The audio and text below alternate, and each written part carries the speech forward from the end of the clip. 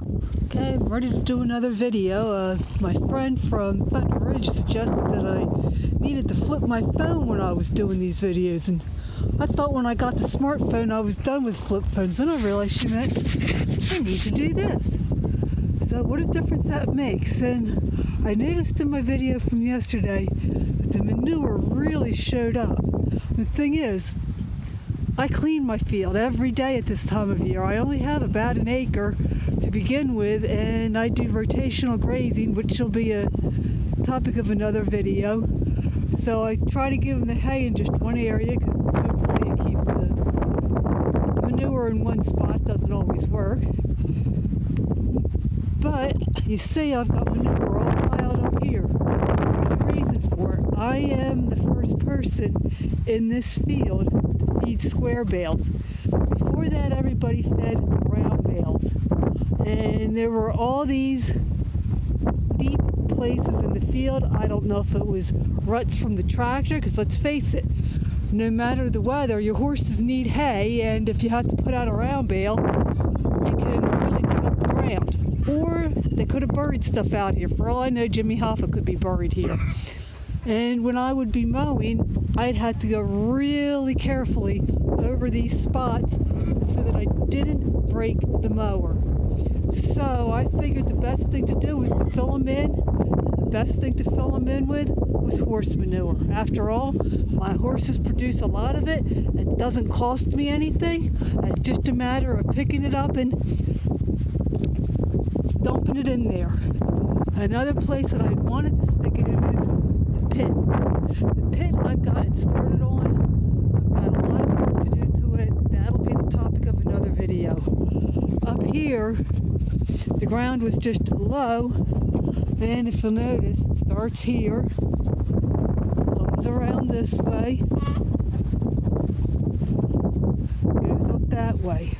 Started having some erosion this winter with all the rain we've had. We had 3 nor'easters back to back to back, and we could be getting more, plus other storms that we had.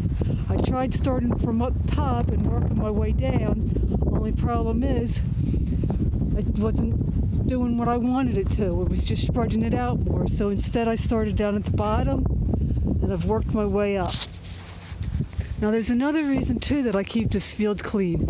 As I said, it's a small field. I only have about an acre. Horses will tend to poop all in one area, and I don't really want that. You could, so that they're not using that part of the field, plus it makes a mess. There's only a small field, and that gets spread out. So by keeping the manure cleaned up, it means that there's not the manure all over the field. Makes it look nicer too, and it can cut down on parasites. You have your flies and whatnot that will lay their eggs in the manure, then the horses eat the grass by the manure, they eat the eggs, and they get the parasites. So this helps with parasite control. Another thing it helps doing, you'll notice here, it's dry here.